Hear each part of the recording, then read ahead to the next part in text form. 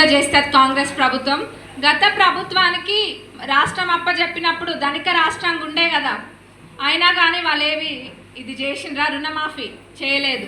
కానీ ఇప్పుడు ఎంతో భారం ఉన్నా కానీ, ఎంతో భారంతో కూడిన విషయం ఇది అయినా కానీ ఎక్కడ కూడా వెనకడిగేయకుండా ఖచ్చితంగా చేస్తీరాలి, మనం మాట ఇచ్చినామని చెప్పి రుణమాఫీ అనేది చేయడం జరిగింది.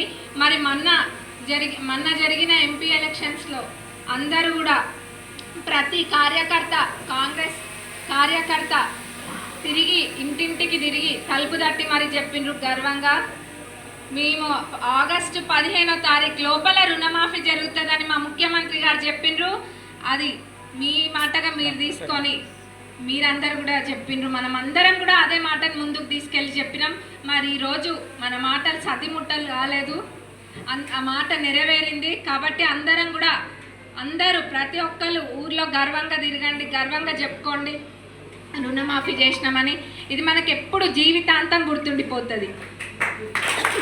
మన ముఖ్యమంత్రి గారు కూడా చెప్తున్నారు ఏమని, ఏదో గుజరాత్ ఇక్కడికి వచ్చొక్కరు అంటారు గుజరాత్ రోల్ మోడల్ అంటారు, ఇంకొకరు అంటారు ఇంకేందో రోల్ మోడల్ అంటారు. అదంతా కాదు, మన తెలంగాణ రోల్ మోడల్ అని మనం దేశానికి చాటి చెప్పాలని అంటున్నారు. నిజమా కాదా? ఎక్కడైనా ఇట్లా ఏకకాలంగా